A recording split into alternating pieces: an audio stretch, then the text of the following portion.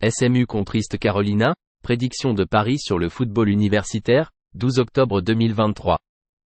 SMU à East Carolina, 19h30 à HNE.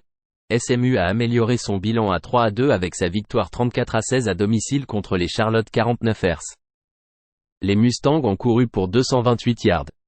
Ils ont permis 167 yards au sol aux 49ers, pour une moyenne de 4 yards par course, avec 164 yards à la passe sur 32 tentatives. Preston Stone a réussi 14 passes sur 23 pour 135 yards, avec 2 touchdowns et une interception. Il a maintenu une moyenne de 5,9 yards par tentative de passe. East Carolina est tombé à 1-4 avec sa défaite 24-17 à l'extérieur contre Rice il y a 2 semaines. Les Pirates ont couru pour 145 yards, pour une moyenne de 3,5 yards par course. Ils ont limité les Owls à 37 yards au sol sur 20 tentatives, avec 240 yards à la passe sur 34 passes. Alex Finn a réussi 21 passes sur 44 pour 246 yards et une interception. Il a maintenu une moyenne de 5,6 yards par tentative de passe. Le sophomore Mason Garcia a partagé le temps de jeu avec seulement 3,4 yards par tentative de passe contre les adversaires de la FBS. East Carolina se classe 33e au niveau national en défense totale, en permettant en moyenne 331 yards par match. SMU a eu des problèmes offensifs avec les revirements lors de ses 2 matchs à l'extérieur. East Carolina a du mal à obtenir une performance satisfaisante de ses quarts arrière, se classant près du bas du football universitaire avec 51,8% de complétion, 9,6 yards par complétion et 5 yards par tentative de passe. SMU défend bien contre la course en limitant les adversaires à 3,4 yards par course, tandis que les Pirates courent pour seulement 3,9 yards par course. Misez sur SMU et East Carolina sous 51,5. West Virginia contre Houston, prédiction de Paris sur le football universitaire, 12 octobre 2023. West Virginia à Houston, 19h00 HNE.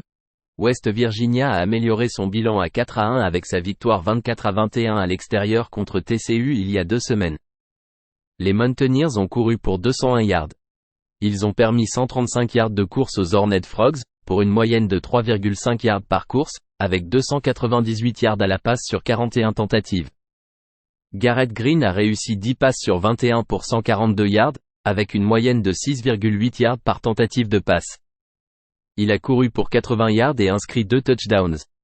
Il est revenu après s'être blessé à la cheville lors de la semaine 3 contre Pittsburgh et avoir manqué la semaine 4 contre Texas Tech. Houston est tombé à 2-3 avec sa défaite 49-28 à l'extérieur il y a 2 semaines contre les Texas Tech Red Raiders. Les Cougars ont couru pour 154 yards, soit près de 5 yards par course.